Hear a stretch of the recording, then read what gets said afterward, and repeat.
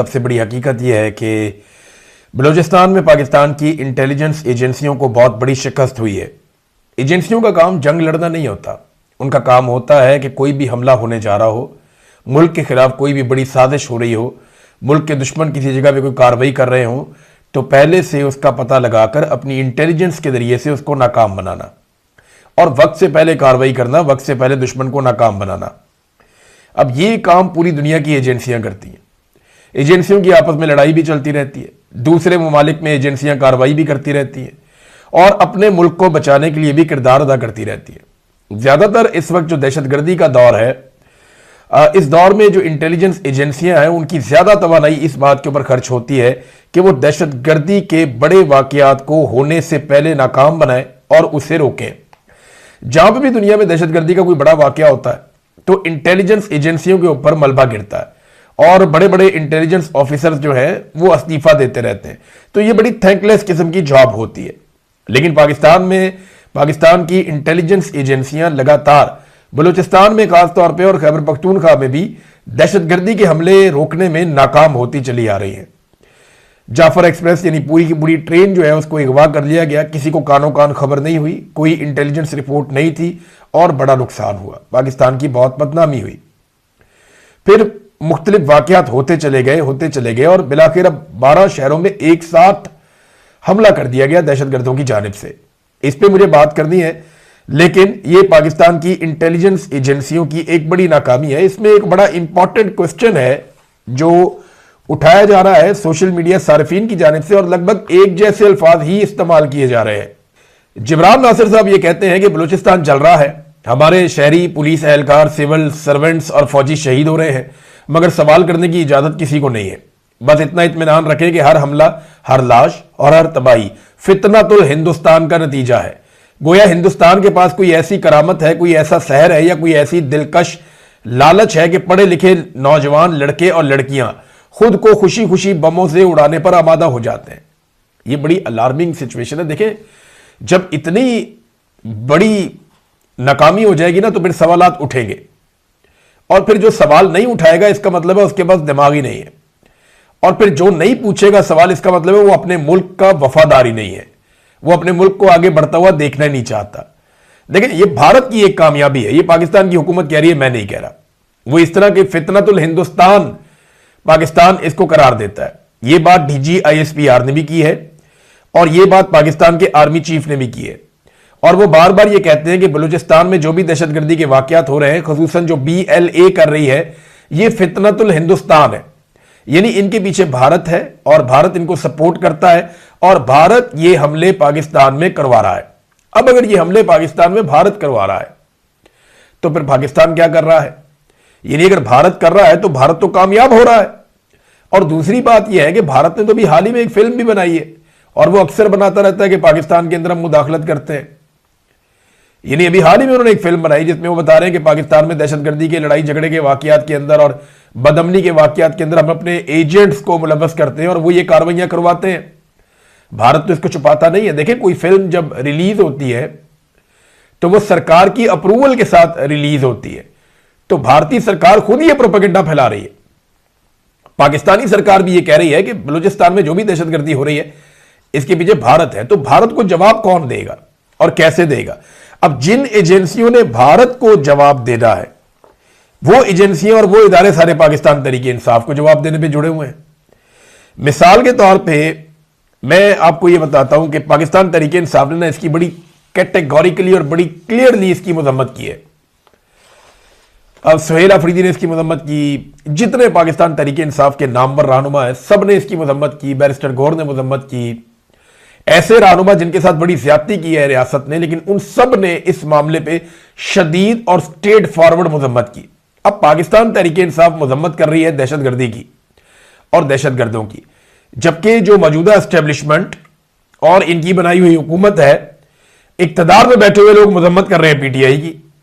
भाई, दहशतगर्दी PTI ने तो नहीं की, PTI दहशतगर्दों की मजम्मत कर रही है और हुकूमत PTI की मजम्मत कर रही है ना अजीब बात।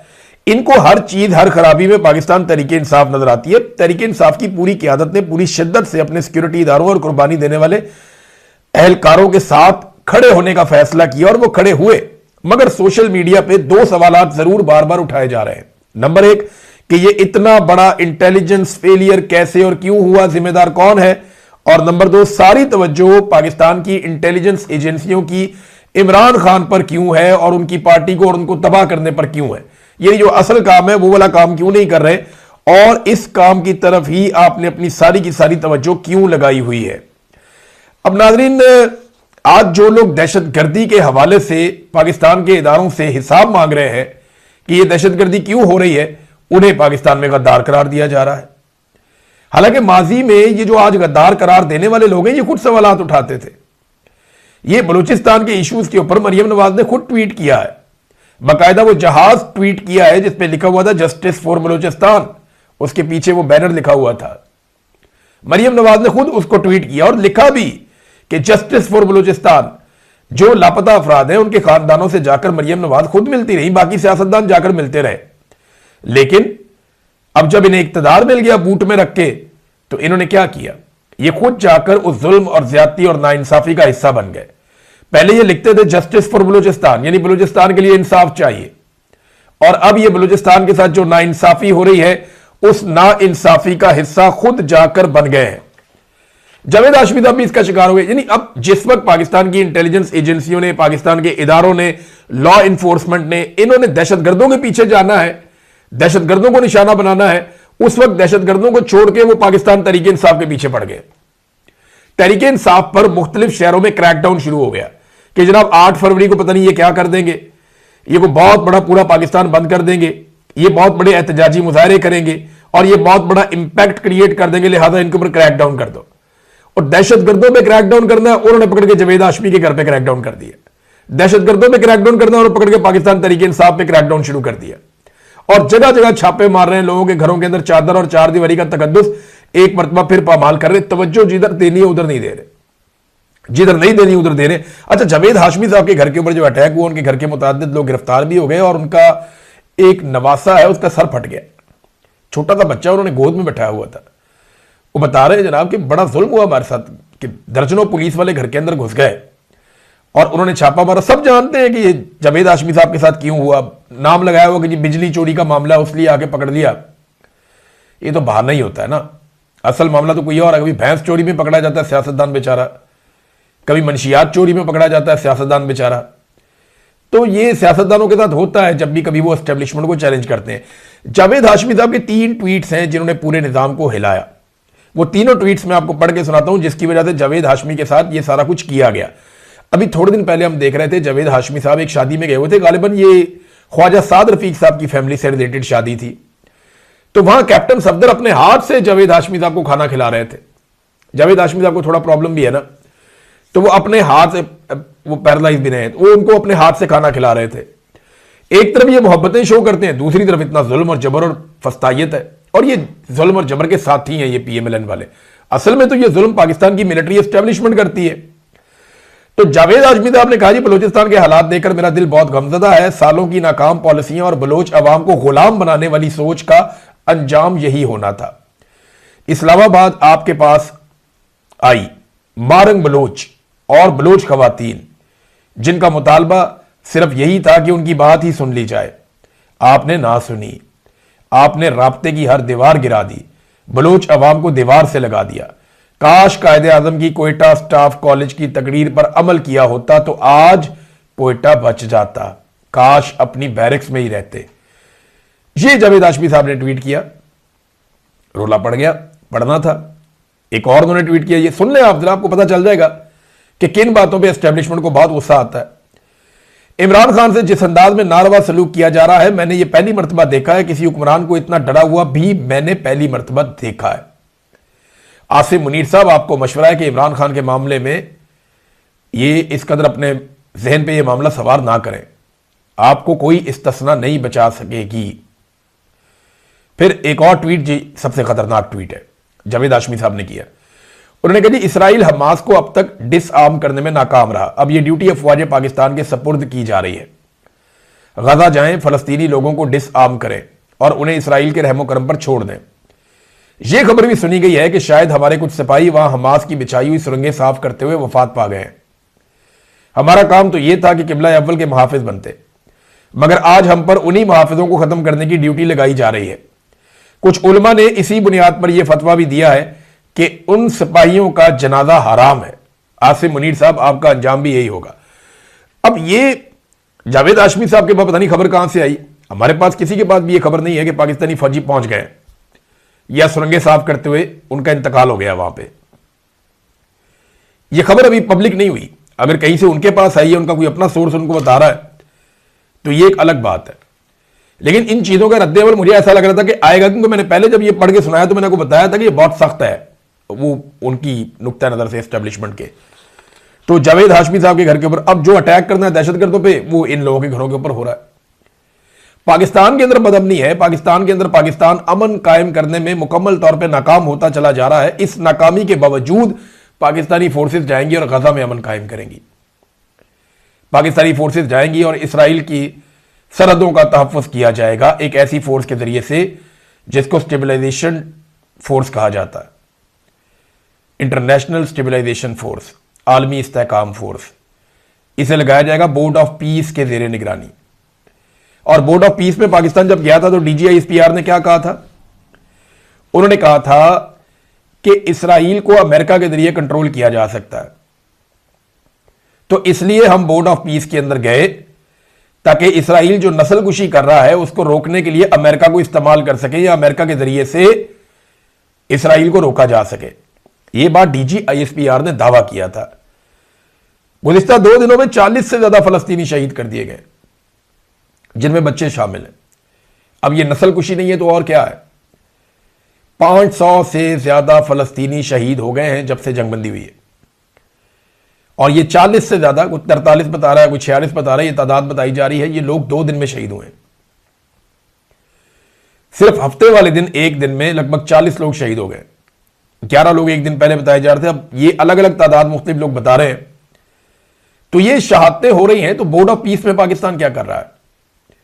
पाकिस्तान ने तो दावा किया था और बड़ी खुशियां मनाई थी, बड़े कहकहे लगाए थे कि हम डोनाल्ड ट्रंप के जरिए से इसराइल को कंट्रोल कर लेंगे। तो कीजिए साहब कंट्रोल। वहां कत्लेआम हो रहा है जिसे आप रोकने में अभी तक नाकाम है। तो दहशतगर्दों पे क्रैकडाउन करने की बजाय पाकिस्तान तहरीक इंसाफ पे क्रैकडाउन किया जा रहा है, और क्रैकडाउन की वजह जो है वो 8 फरवरी है कि जनाब 8 फरवरी को जो भी होने जा रहा है इसको रोको हर हाल में। अगर 8 फरवरी वाला मामला ना रोका तो फिर मुसीबत बन जाएगी। अब इमरान खान साहब की जो आंख में एक प्रॉब्लम है और उसकी वजह से उनको ट्रीटमेंट के लिए लाया गया अडयाला जेल से निकालकर पिम्स अस्पताल तक। असदुल्ला खान साहब ने इस खबर को ब्रेक किया था, ये उनका क्रेडिट है, उनका रहेगा, ये बहुत बड़ी खबर है। तो इतनी बड़ी खबर ब्रेक करना एक बड़ा एजाज होता है, मैं बतौर सहाफी ये समझता हूं। अब असदुल्ला खान साहब ने जब ये खबर दी और ये मामला बाहर आया तो उस वक्त एकदम किसी को समझ नहीं आई, लोग समझ ही नहीं पा रहे थे। यानी मुझे खुद भी लग रहा था कि यार ये कैसे हो सकता है, लेकिन फिर तस्दीक होना शुरू हुई, मामला खुलना शुरू हुआ, और अब सूरत हाल यह है कि दबाव बढ़ता जा रहा है। बैन अल-अक़वामी दबाव बढ़ रहा है, पाकिस्तान के अंदर दबाव बढ़ रहा है। इमरान खान साहब के बच्चे, उनकी साहब का एहलिया सब दबाव डाल रहे हैं। आलमी जरीदों में, अखबारात में हर जगह ये चीजें छप रही हैं। आलमी रहनुमा इसके बारे में पूछ रहे हैं। डिप्लोमेटिक इनक्लेव के अंदर यही बातें चल रही हैं। जितने भी सफीर पाकिस्तान में मौजूद हैं वो पाकिस्तान की गवर्नमेंट से इसी बारे में बातचीत पूछ रहे हैं अपने अपने सोर्सेज से। तो ये टॉक ऑफ द टाउन है और ये इंटरनेशनल खबर है, कोई लोकल नहीं है। तो दबाव पाकिस्तान की हुकूमत के ऊपर एकदम बहुत ज्यादा बड़ा है। इस दबाव को देखते हुए ऐसा लगता है कि मुमकिन है इमरान खान साहब की उनके डॉक्टरों से मुलाकात करवा दी जाए, या डॉक्टरों को चंद मखसूस शराइत के मुताबिक इमरान खान साहब से मिलने दिया जाए। यह मुमकिन है, और यह भी मुमकिन है कि इमरान खान साहब की किसी एक बहन की भी मुलाकात करवा दी जाए। शायद इसके इम्कानात कम है, लेकिन हो सकता है इमरान खान साहब की बहन की मुलाकात भी करवा दी जाए। और इस बारे में बड़ी लगातार डिस्कशन हो रही है ऐवानों में। हुकूमत यह समझती है कि यह अब करवा देना चाहिए। एस्टेब्लिशमेंट यह समझती है कि इमरान खान साहब से इस वक्त मुलाकात करवा के एक नई मुसीबत गले डल जाएगी और आसिम मुनीर साहब की मुश्किलात में और हुकूमत की मुश्किलात में इजाफा हो जाएगा। अब यह कशमकश चल रही है हुकूमत के अंदर। एक गिरोह है वो समझता है जी करवाएं मुलाकात, कल को हमने भी गिरफ्तार ही होना है। सियासतदानों की तो यही किस्मत है ना। अब ये जर्नैल थोड़ी है जो जजीरों पे चले जाएंगे, सियासतदान है बेचारे, तो उनकी तो बेचारों की यही किस्मत है। तो मामला यह है कि एक रो ये कह रहा है जनाब कि करवाएं मुलाकात, दूसरी तरफ लोग ये कह रहे हैं कि ना मुलाकात ना करवाना, फंस जाओगे, ये कोई तहरीक खड़ी कर देंगे, इमरान खान साहब कोई पैगाम भेज देंगे। अब मामला यहां पे आके रुका हुआ है और कोई हल इसका निकल नहीं रहा। एक बात और नाजरीन, मैं आपको बलूचिस्तान में दहशतगर्दी उसके हवाले से आपको मैं कहना चाहता हूं, और ये जरूरी है बात। दो चीजें, नंबर एक, पाकिस्तान ने बार बार कहा कि ये जो भी हो रहा है ये इंडिया कर रहा है, तो हम इंडिया के खिलाफ क्या कर रहे हैं? इंडिया जब भी कहता है कि पाकिस्तान ने इंडिया में फलाना अटैक करवाया, या पाकिस्तान से दहशतगर्दों ने आके इंडिया में फलाना अटैक किया, या पाकिस्तान के स्पॉन्सर लोगों ने या पाकिस्तान ने मदद दी, इंडिया में ये जो हमले हुए इनके पीछे पाकिस्तान है, वो ये कहते हैं जब, तो वो पाकिस्तान से बदला लेते हैं, पाकिस्तान पे हमला करते हैं। पाकिस्तान क्या करता है? देखिए, जब आप इतना खुलकर कह रहे हैं कि ये इंडिया मुलव्विस है, तो फिर आप इंडिया को जवाब क्यों नहीं दे रहे? फिर आपको इंडिया को जवाब देना चाहिए। इसके बगैर फिर आप कुछ करेंगे नहीं ना। यानी वो आपको मारते हैं, मार के चले जाते हैं और आप कहते हैं जी हम कामयाब हो गए। कैसे कामयाब हो गए? वो आए, उन्होंने हमला किया, और जब उन्होंने हमला कर दिया उन्होंने दहशतगर्दी फैला दी। अब दहशतगर्दों को मैं देख रहा था, एक और बड़ी अजीब चीज नाज़रीन, और ये बड़ी अलार्मिंग है। ये पाकिस्तान के इदारों को बार बार वीडियोस निकालकर देखनी चाहिए। मैं वो वीडियोस देख रहा था, मैं हैरान हो रहा था और मुझे बड़ी तकलीफ हो रही थी वो वीडियोस देख के कि यार ये क्या चल रहा है। दहशतगर्दों ने रॉकेट लॉन्चर उठाए हुए हैं, क्लाशनकोफे बांधी हुई है, साथ अपने बम बांधे हुए हैं, बेशुमार मैगजीन्स के थैले उनके साथ हैं, गोलियां उनके पास हैं, वो पूरी तैयारी के साथ आए हुए हैं, और आम शहरी उनके बीच में घूम रहे हैं, बच्चे उनके बीच में घूम रहे हैं, लोग उनकी वीडियोस बना रहे हैं, वो कार्रवाई कर रहे हैं, लोग उन्हें देख रहे हैं। लोग दहशतगर्दों से डरकर नहीं भाग रहे थे, या लोग दहशतगर्दों से खौफजदा नहीं थे। ये बड़ी अलार्मिंग चीज है। मैं जो कह रहा हूं ना, वो मैं कहना भी नहीं चाह रहा। आपको ये बात समझ जानी चाहिए। आसिम मुनीर साहब को ये वीडियोस निकाल के सारी देखनी चाहिए कि बलूचिस्तान के इन शहरों के रहने वाले शहरी दहशतगर्द दंदनाते फिर रहे हैं और वो कंफर्टेबल हैं, उनके बीच में घूम रहे हैं, उनके सामने वॉक कर रहे हैं, कोई इधर जा रहा है, कोई उधर जा रहा है, कोई वीडियो बना रहा है, बच्चे भी वहां पे मौजूद हैं। लोग दहशतगर्दों से क्यों नहीं डर रहे? जब लड़ाई हुई तो खौफो रात फैल गया, लोग भाग गए। जब सिक्योरिटी फोर्सेस आई, दहशतगर्दों के साथ लड़ाई शुरू हुई, भाग गए। लेकिन यह बहुत अलार्मिंग है, इसके ऊपर सबको तवज्जो देनी चाहिए। पाकिस्तान खुदा ना खास्ता नैरेटिव की लड़ाई में पीछे जा रहा है, और यह नहीं होना चाहिए। किसी को यह इख्तियार नहीं होना चाहिए कि वो गवर्नमेंट की रेट को चैलेंज कर दे बंदूक उठाकर। लेकिन जब लोगों को जबरी